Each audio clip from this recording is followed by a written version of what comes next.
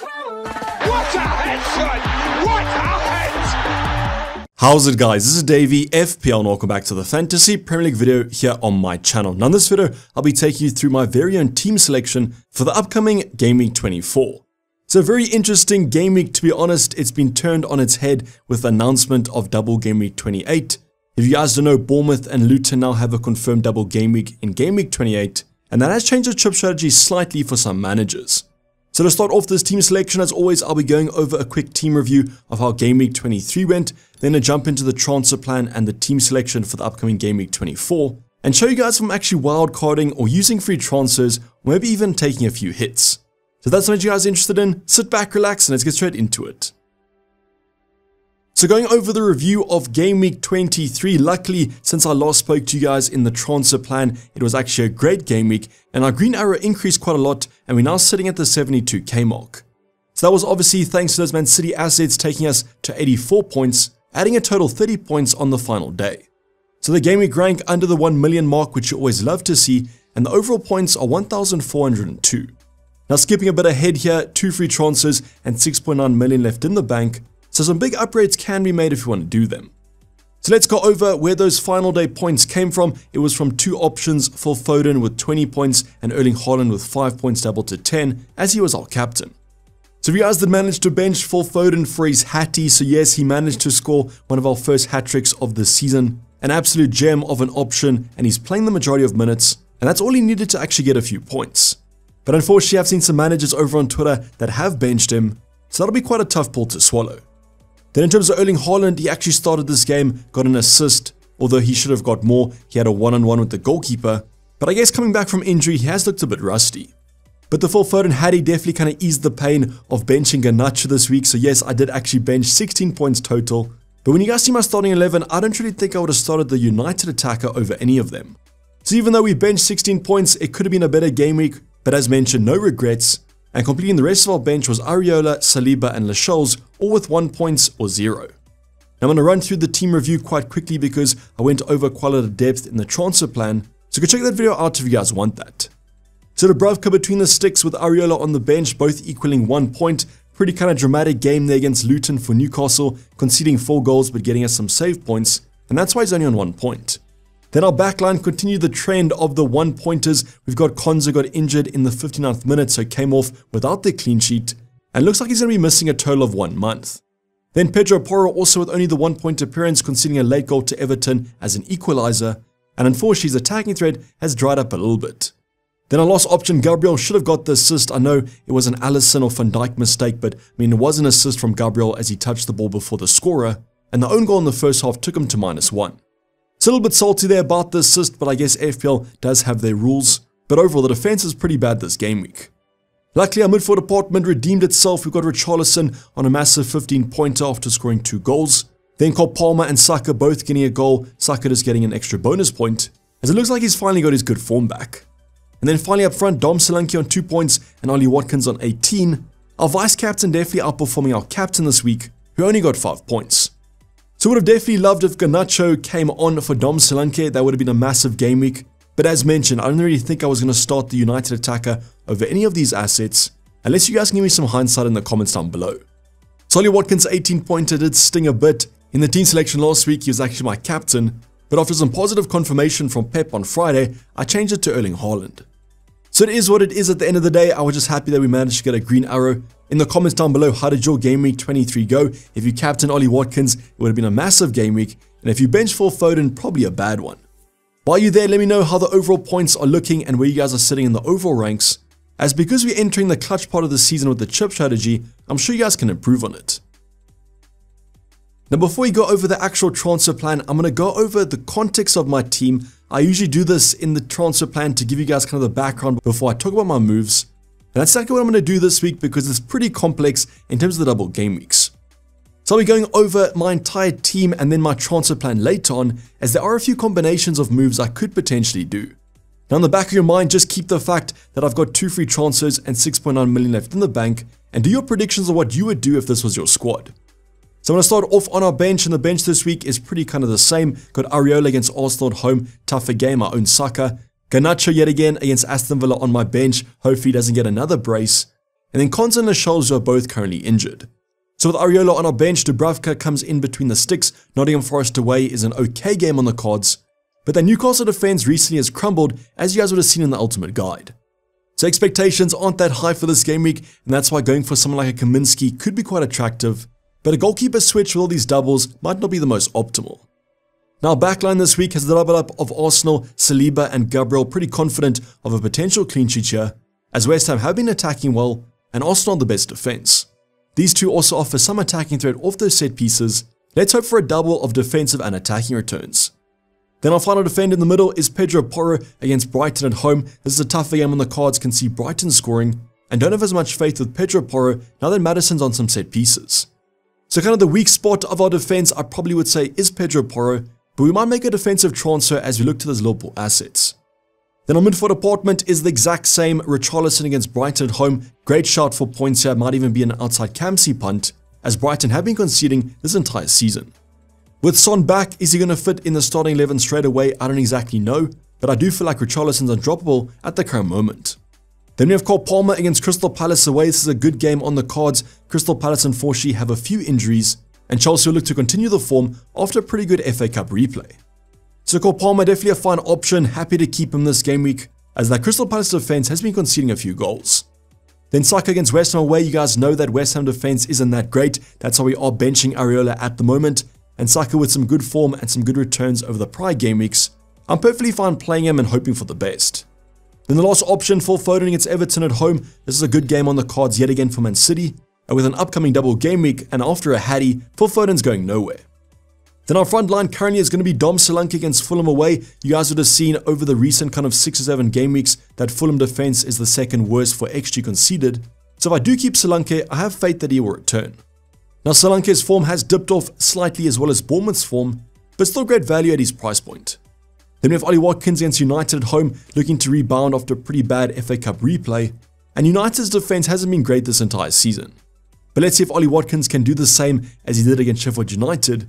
As an owner, I won't be too mad at that. Then the final option, Erling Haaland, with his fitness kind of coming back, I do expect him to start this game and he is my captain, even though it is the early kickoff for Man City. Now the early kickoff is cursed but also blessed. Obviously you guys know the early kind of kickoff curse, but the fact is that if we get Man City early team sheet news and Erling Haaland starts, he'll definitely be my captain. Now there are a few other options. Think that maybe Richarlison against Brighton and my own team. Otherwise the Liverpool assets against Burnley could be good shouts. But as mentioned, any early team sheet news about Man City is going to be valuable. I don't really care that it's the early kickoff. So now's where the tough part kind of starts. With 2 free transfers, what changes would you guys make to this current team? I'll be going over my combination shortly, but I want you guys to do your own predictions, as I am quite stumped with what transfers to make. While you guys are at it, you can also comment down your transfer plans or your transfer plan dilemmas, or try to help you guys out in the comments down below or my Discord server, first link in the description. But the exciting part about FPL is upon us. The planning is going to be integral, so if you guys are absolutely keen for that. Now the first talking point I just want to touch on briefly is, will I be wildcarding in Game Week 24? And I personally don't think I'll be activating the chip. Now the only reason why I think that you guys might want to activate the chip is that if you are keen to bench boost in Game Week 25, as you guys know, I love a wildcard plus a bench boost combination, but I don't love it more than the triple captain of Erling Haaland in Game Week 25. So basically what you guys can do is, if you're not too keen on captaining Erling Haaland or triple captaining Erling Haaland in Game Week 25, if you're more keen on maybe a Dom Solanke against Sheffield United at home and Luton at home in Game Week 28, then I might consider using the wildcard chip. I just believe Erling Haaland's a much better FPL asset at the end of the day. Man City are better attack, a better squad, and that's why I do prefer the triple captain in 25 over anywhere else in the game weeks. So that's kind of the reason I'm not wildcarding, is because I do want to use the triple captain chip, but if you guys, as I said, aren't keen on it and want to use the bench boost, a wildcard this game week could be quite valuable. What you guys can then do, prepare for double game week 25, prepare for blank game week 26, double game week 28. The only thing that might come into account is maybe blank game week 29, as the FA Cup games are before game week 27. So what I suggest doing is just look at your squad for this week, look at your squad for next week. If you have no Liverpool options, no Man City options, then maybe do it. But for my own personal team, I'm not going to be activating the wildcard chip. So no wildcard active, let's go over my transfer plan. Yet again, 2 free transfers, 6.9 million left in the bank. Let's go over the combinations and my watch list of players to get. Now I'll be going over my transfer plan slightly differently than usual. I'm not going to simply show you guys the transfers that are locked in. I'll be discussing some talking points of potential moves, and at the end of it, hopefully we get some clarity.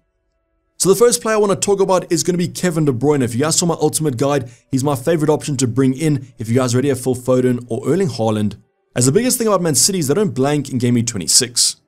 So Everton this week, then they have a double game week of Chelsea and Brentford both at home, and the blank game week fixture of Bournemouth away isn't too shabby. So that's why I do believe the Man City kind of triple up is the priority at the moment. You're getting a double game week as well as a blank game week fixture. Now the biggest thing about Kevin De Bruyne and Man City is unfortunately they do have a Champions League game against Copenhagen, so we might see some rotation in the double game week before that. Now I don't really think that there might be that much rotation with Kevin De Bruyne, just such an integral player at the moment for the Man City attack, but he has just come back from injury, so his minutes might be managed. So my kind of feeling at the moment with Kevin De Bruyne is I think I'm going to wait one more game week to bring him in. I'm going to give him the Everton at home game. I do believe if you look at my kind of starting midfielders, it's Cole Palmer and Richarlison probably on the way out, and I might be comfortable keeping them for this fixture. Then before the double game week, I'll then have the Champions League game out the way. That's going to happen between the Everton and the Chelsea game, so that'll give us some context of if he's going to start both games. So it might not be the most optimal thing. I think against Everton at home, that's a great fixture on the cards, but I might wait for one more game week for more information, as that might be more valuable. But still, Kevin De Bruyne, probably the number one player on my watch list at the moment, so I'll definitely try and bring him in for the double game week. Now the next option I want to talk about is probably my second favorite option in terms of the double game week, and that's Darwin Núñez. And the thing about Liverpool is they do have Burnley in Game Week 24. So if you guys are looking to bring in any Liverpool asset, if it's a Trent, a Virgil, a Jota, Luis Diaz or Darwin, I would bring them in for this game week, as a Burnley at home game is simply too hard to ignore. What you then are doing is kind of getting a good fixture this game week, then a double game week, and that kind of makes up for the blank in my opinion. So yes, Darwin Núñez at the current moment is my second favorite option and my best Liverpool asset to get in. I favor him slightly over Diego Jota. So do you guys agree with me, or do you think I should rather go for a Jota instead of a Kevin De Bruyne? I think the logic between these two moves is pretty kind of set. So let's go over that first combination. Let's go over Kevin De Bruyne. If I want to bring Kevin De Bruyne in, I could do it this week, but I prefer to do it next week. As mentioned, we're going to get that minutes for Everton out the way, as well as the Copenhagen game. As if he's rested in that, it's almost a shoo-in that he'll start both double game week fixtures. So my two replacements for Kevin De Bruyne would be either Cole Palmer or Richarlison. Both are kind of a little bit cheap, but I have enough money in the bank to upgrade them. But between these two options, it's quite hard to decide which player to bring in. Now both these two options do blank in Game Week 26, so by that time we might actually take both of them out anyways. So let's start off with the play on the left hand side. It's going to be Cole Palmer, Crystal Palace, then Man City. Definitely that Man City game in double Game Week 25 is one to ignore, and that's how Richarlison has the advantage as he has Wolves at home. Now what I will say about Cole Palmer is if I do keep him, I don't have to play him. I can simply play United's Garnacho as he has Luton in that game week. So what you guys can kind of think of it is Cole Palmer for this week, Garnacho for next week, or Richarlison for both. I think currently on the cards, Richarlison is probably the one that edges it slightly. Better form at the current moment, a more advanced position. Playing out of position as a striker is always hard to ignore. Also added to the fact that if I do keep him for the upcoming blank Game Week 29, Spurs have a confirmed fixture in that game week. The only slight concern might be Son back from the Asia Cup, but I feel like Richarlison's a droppable at the moment. So if I had to pick one of these options to take out, it probably would be Cole Palmer, but the fact is he's quite a lot cheaper than Richarlison is at the current moment, and that's why I would need more funds. But that's why I think I'm going to give myself one extra week of information, play Palmer against Crystal Palace, play Richarlison against Brighton, and then assess next game week. But if you guys had to pick one of these options to take out, who would it be? Would it be Cole Palmer or Richarlison? Just a reminder, if I do keep Cole Palmer, I'd play Garnacho in Game Week 25 against Luton.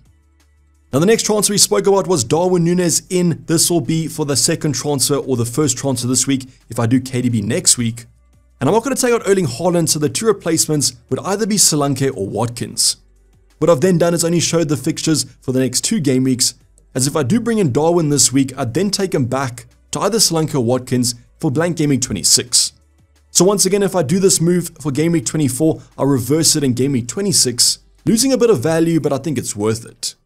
So the big question is, just ignore the price difference. Out of these two assets, who scores the most points? Is it Solanke against Fulham and Newcastle both away, or is it Watkins against United and Fulham away? I asked this over on Twitter earlier, and the majority said Watkins. So in the comments down below, what's your expectation on this? Do you guys think it's quite close because then the price difference comes into account? Or do you think that Ollie Watkins is the clear favourite? I think personally, the move I'll do this week is either these two assets out for Darwin Núñez, as long as he's not injured. So at the current moment, both Kevin De Bruyne and Darwin Núñez will be in my squad come Game Week 25. Now the question is, do I add another Liverpool asset? So the two assets currently on my mind are the defensive department, and that's Virgil van Dijk or Trent Alexander-Arnold. Now the biggest thing about these two assets is going to be the price difference. Obviously Van Dijk comes in about 2.0 cheaper than Trent does, so is it actually worth going for that 2.0 million on the more expensive asset?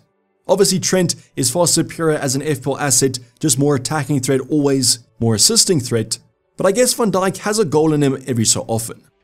I guess the biggest concern though with Trent at the moment is he nailed for the double game week? If you guys saw against Arsenal, came off on the 56th minute, and Connor Bradley was rumoured to start that game if he didn't miss it for personal reasons.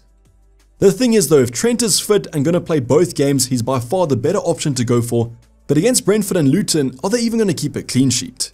Once again, this is the reasoning that you guys must go for the Liverpool assets this game week, that Burnley at home game is a shoo-in for a clean sheet.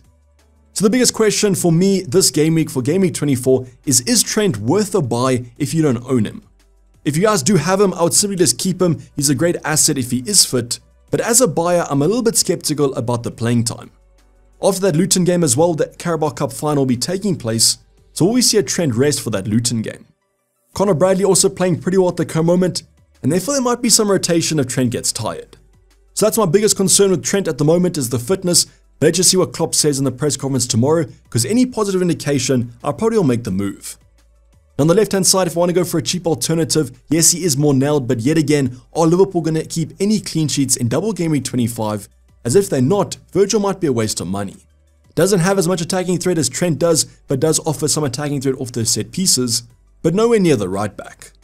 Brentford and Luton, in my opinion, are tougher games on the cards, and therefore might just be worth ignoring the Liverpool defense as a whole.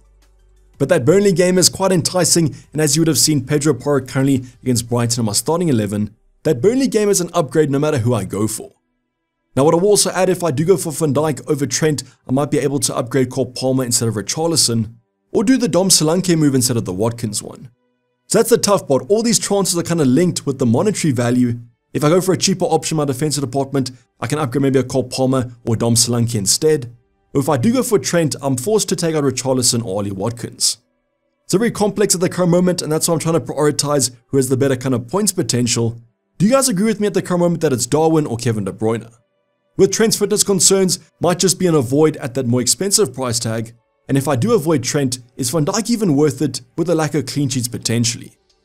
To kind of conclude my transfer plan, I do think the most likely moves this week is probably to bring in Darwin Núñez either for Dom Solanke or Ollie Watkins, then next week use the one free transfer yet again to bring in Kevin De Bruyne for either Cole Palmer or Richarlison. And then the biggest question is, do we go for Trent or Van Dijk, or just avoid either of them? I'm going to wait and see what the press conferences have for us tomorrow. There might be some shake-up, maybe Trent's injured again or he's back fully fit, or the biggest thing might be Mo Salah actually back in training. So eyes will be on the press conference coming up on Friday, and then the deadline stream coming up on Saturday as usual. Hopefully I see you guys there to lock in the team. As always though, if you guys have any transfer plan dilemmas, comment them down below or on my Discord server. I'm slightly more active over there. But this is basically going to wrap up the video guys. Hope you guys did enjoy it. Please don't forget to like if you did and subscribe if you have subscribed yet. Deadline stream, very integral for the final team selection. Hopefully I'll see you guys there 1 hour before the deadline on Saturday. But for the time being, I'm signing off. It's been Dayvy FPL and I'm out. Cheers, bye.